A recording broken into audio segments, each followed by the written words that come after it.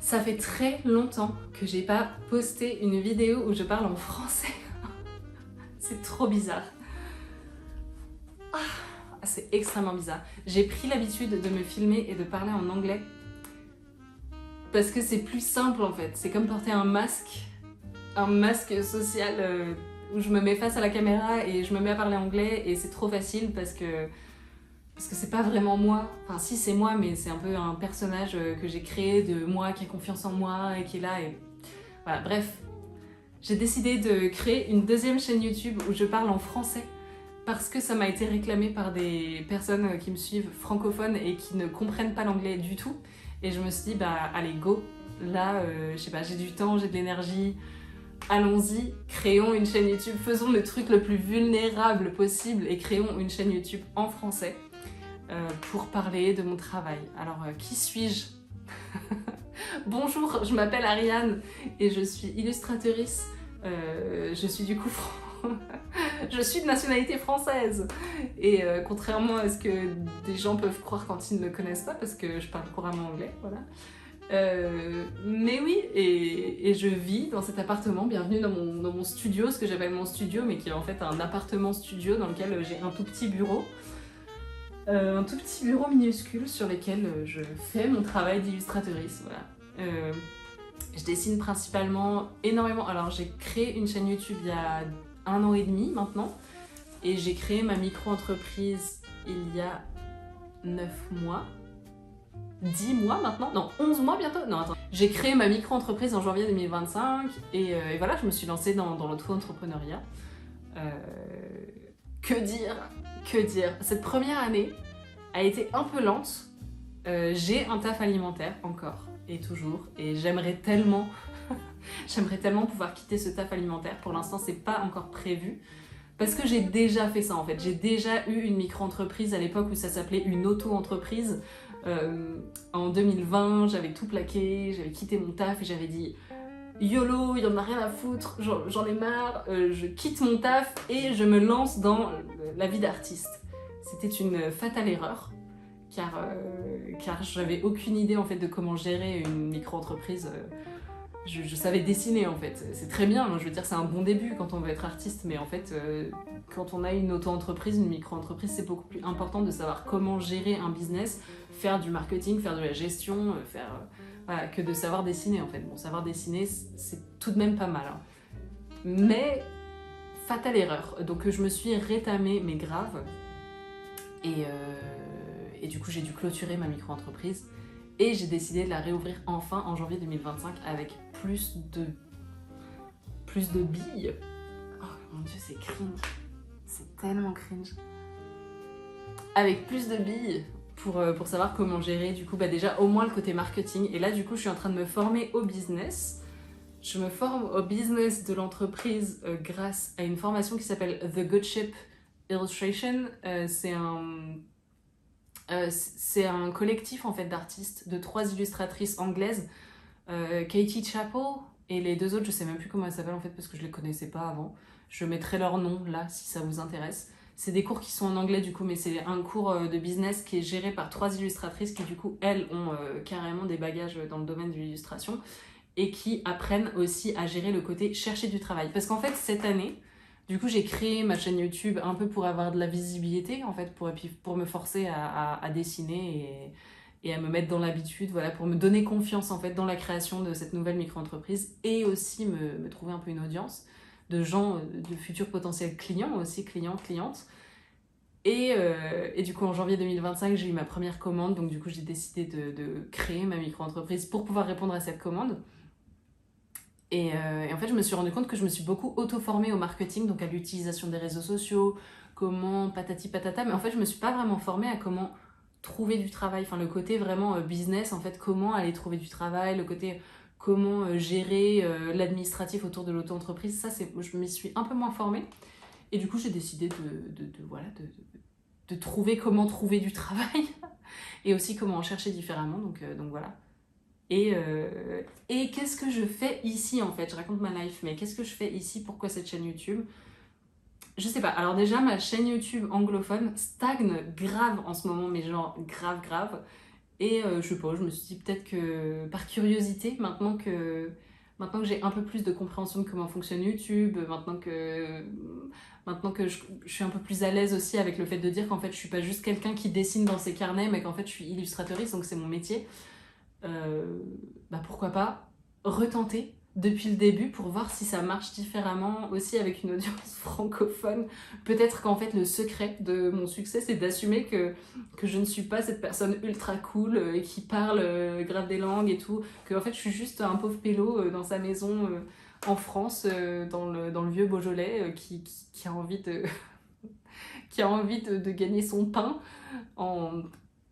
en parlant sur internet de son travail d'illustratrice et en promotant, en faisant la promo de sa boutique en ligne, que sais-je.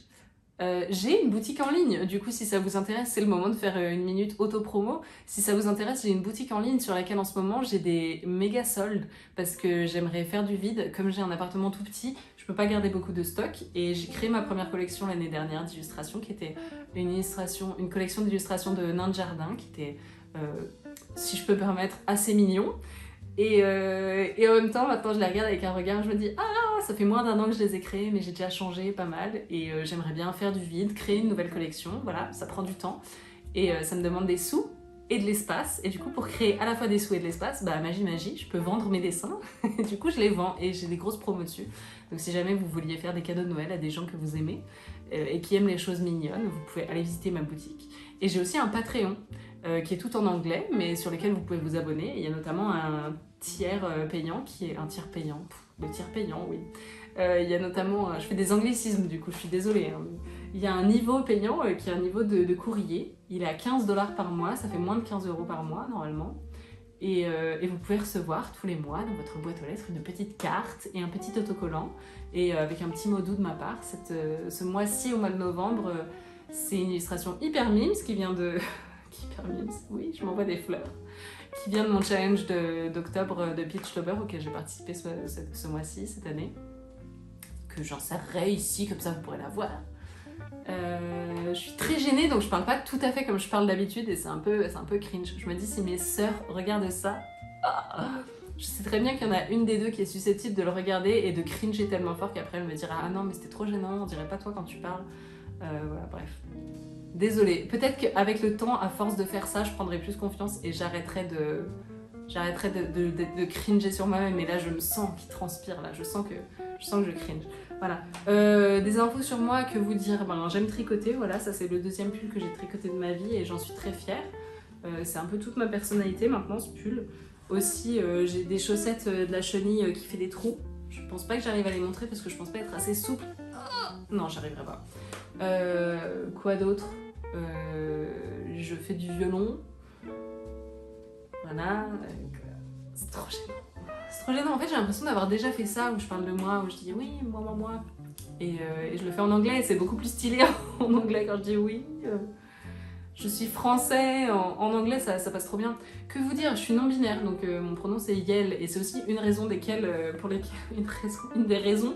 pour laquelle je fais pas de vidéos en français, parce que le français est une langue tellement binaire et tellement genrée que ça me fait cringe en fait à chaque fois de devoir dire soit il, soit elle, soit d'utiliser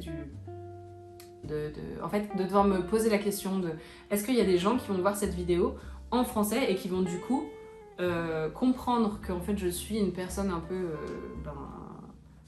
une personne non binaire quoi, et qui vont se dire ah non, encore un woke encore une meuf woke qui veut s'inventer une personnalité.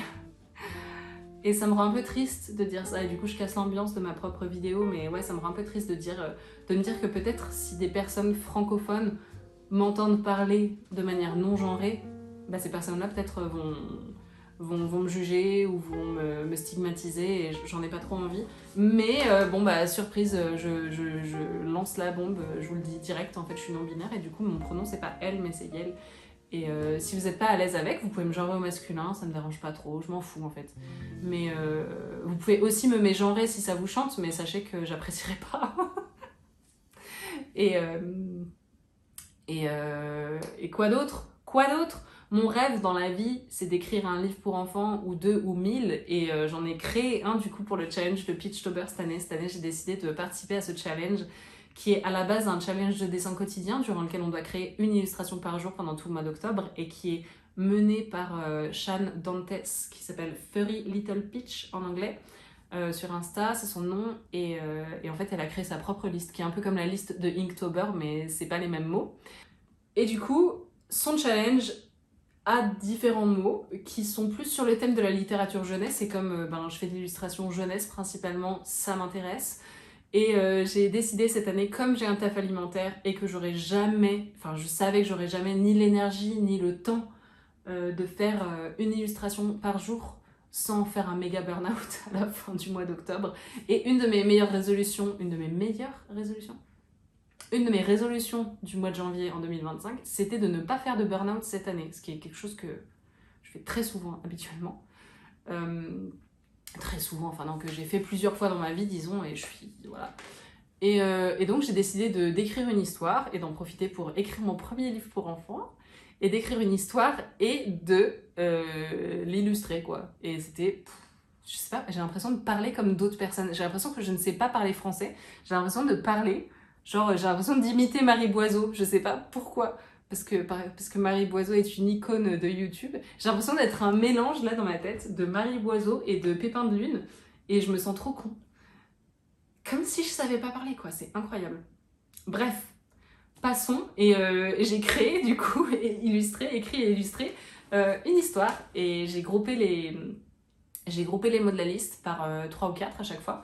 Et j'ai créé une petite histoire, du coup, que j'ai entièrement écrite et illustrée, que j'aime trop, qui s'appelle Un jour parfait, qui parle d'une petite grenouille qui a envie d'aller faire du cerf-volant sur la plage et qui, au fil de sa journée, rencontre ses amis et finalement, voilà, spoiler, à la fin, la petite grenouille et tous ses amis vont à la plage ensemble et tout est bien qui finit bien, haha, éclat de rire final, c'est très mignon, c'est très... les enjeux sont très bas. L'histoire est juste mignonne et j'avais un peu envie de ça en fait, d'une histoire mignonne avec des enjeux un peu bas, avec juste des personnages choupis qui s'aiment et qui sont amis, et voilà. J'ai écrit mon premier livre et j'ai d'ailleurs candidaté pour... oh mon dieu, je le dis, mais en fait la honte. En fait, je fais ce truc en ce moment qui s'appelle le 100 Rejection Challenge. 100 Rejections Challenge. Très dur de passer du français à l'anglais, mais tentons de faire ça.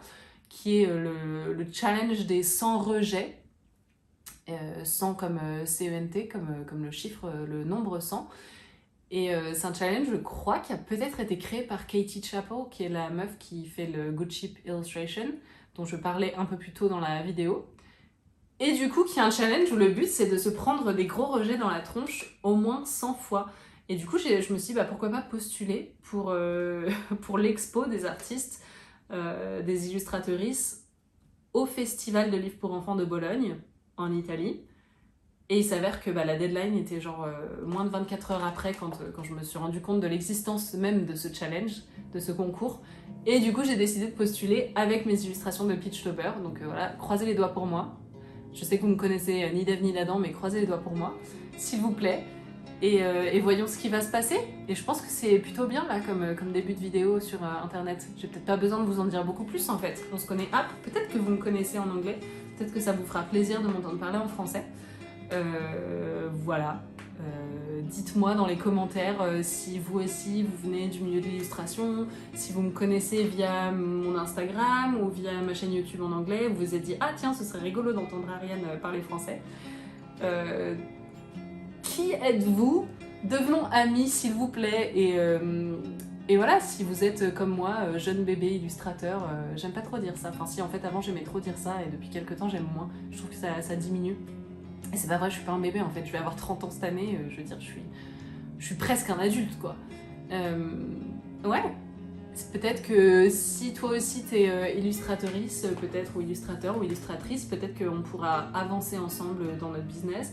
Peut-être que t'es quelqu'un, j'en sais rien moi, qui juste aime écouter des gens blablater. Alors si c'est le cas, bienvenue, sache que je suis quelqu'un de très bavard. J'adore parler. Donc tu es au bon endroit si tu aimes écouter des gens parler. Sache que tu es au bon endroit. Et voilà, plein d'autres choses dont je pourrais parler sur cette chaîne. Et ben, ce sera mon parcours de dessin, comment je dessine, qu'est-ce que je dessine en ce moment, qu'est-ce qui me passe par la tête en ce moment, comment est-ce que mon entreprise se porte en ce moment. D'ailleurs, je vais bientôt créer un statut d'artiste-auteur, j'en parlerai plus très certainement dans une autre vidéo. Et puis, dis-moi si ça t'intéresse. Et juste, dis-moi si je t'ai pris la tête. Si tu as détesté cette vidéo, sens-toi libre de laisser un commentaire aussi, puisque ça va quand même beaucoup m'aider, vu que ça créera de l'engagement autour de ma vidéo. Et voilà, je te remercie d'avoir regardé jusqu'ici. Je te fais des gros bisous. Moi. Et oublie pas d'aller voir mon site internet et ou mon Patreon. Et j'ai même créé un Substack et j'ai créé mon premier post et personne l'a lu. Donc si tu veux être la première personne à lire mon post Substack pour pouvoir dire quand moi j'aurai genre 20 000 personnes qui me suivent, c'était moi la première personne à avoir lu le post Substack d'Ariane, tu peux y aller tout de suite. Allez, je te fais des méga bisous. Et je te dis à bientôt. Je sais pas pourquoi j'ai mimé des bisous comme ça, je sais pas. Je vais faire des trucs cringe, sache-le, parce que bah c'est cringe de faire des vidéos comme ça. Allez, bisous, moi.